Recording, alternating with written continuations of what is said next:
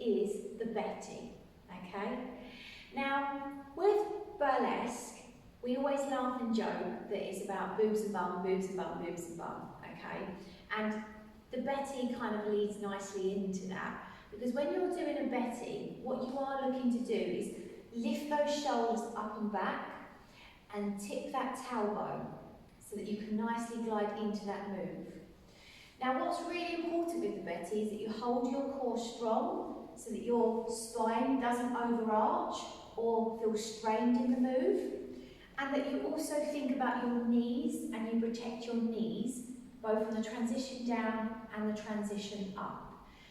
On the transition up, you particularly also need to include thinking about your back, okay? This is one of them moves that you can use it as a power pose and you can use it as movement.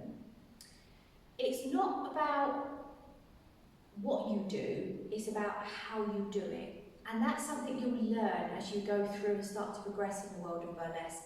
It's not what you do, it's how you do it. Yeah? And I'll give you a prime example with this Betty. With the Betty, what we're looking to do is just take our hands, lift those shoulders back, tilt that bum back, and we're looking to just and come back up again. Yeah? So remember, these are power poses. So say you were sort of getting ready for a photo, or you were sort of putting yourself in position for a nice little photo shoot. You would get yourself into position, hold, and then come back up again. If you're creating it as part of movement, that Betty has a lot of potential. You can come down here, but you can also come all the way down to the floor, because then you've got a cluster of other moves that can follow on. But we have to be careful about how we look getting back up. And this is where I say it's not what you do, it's how you do it. It's all well and good dropping all the way down to the floor, but if you're the sort of person that's then going to be like, oh, coming back up again, that's a really, really wasted move.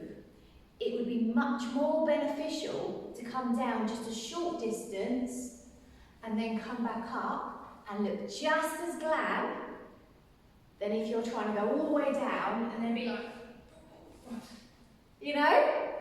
So remember, always remember that phrase. It's not what you do, it's how you do it, how you present it, how you carry it off. So when you're doing things like the Betty, make it a progressional thing. Please look after your knees, yeah? Think about the muscles attached around the knees and how strong they are and how you're working them. And think about your back, okay? Because at no point when we're doing stuff like that should we then be rounding off our backs to come out. What we should be doing is keeping a nice strong lift, coming down and then coming back up. Now there's two ways to do a Betty. Okay, I'm going to start getting technical with you now. So I hope I don't lose you. When you do a Betty, going down is always the same. But when you come up, there's two ways to come up. You can come up using your quads, so these big muscles at the front of your legs, okay? Or you can come up with a tabletop lift, where you're actually changing the stance of the movement and you're using the backs of your legs, okay? So let me just show you what I mean by that. A standard Betty, we slide down, we engage those leg muscles and we just simply push back up again, okay? And that core impact of the move is going to be on those fronts of the legs. And that doesn't matter whether we're just here or whether we're all the way down. If we're coming all the way back up again with our shoulders high, the main movement and the force of the movement will come from the quads.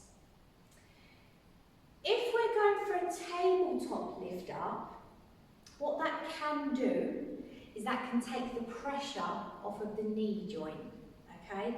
And the reason why I teach you this is not to bore the hell out of you. It's because some people do obviously have delicate knees, arthritis, and we just want to make sure that we're giving options available to everybody. So when you come down into a Betty, but you come up through a tabletop lift, you're taking the pressure off of the knee joint and you're taking the force of the movement away from the front of the legs and the knees to more the backs of the legs. So now let me show you what I mean. And Betty, we've gone down. I'm now going to lift my tailbone, drop my shoulders a little bit, yeah? And I'm now pushing up from the backs of my legs. Once I'm up, I'll then roll my shoulders up as well. So I've now changed that Betty move. I've done from a Betty down, Betty up, to a Betty down and a tabletop lift up. I've taken the pressure off of my knees. I've changed the core movement from the fronts of my legs to the backs of my legs, okay? And I've changed how I lead that move up. So now let me show you again, and I'll show you them back to back so you can see. Standard Betty, sliding down, keeping that chest tall, sliding up. Quads do all the work.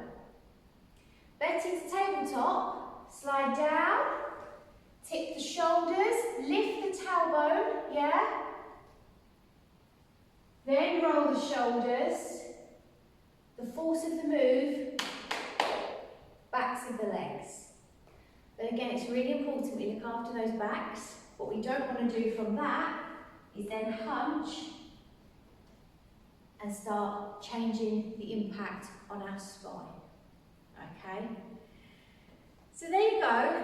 That's your Betty move for you. I hope that makes sense. And like I say, I wanted to give you both options at one, because then you've got two different moves there of foundation of movement. You've got a power pose, okay, but you've also got some adjustments should you need them if you find that something like that just is too much for your knees. Okay, let's move on to the next one.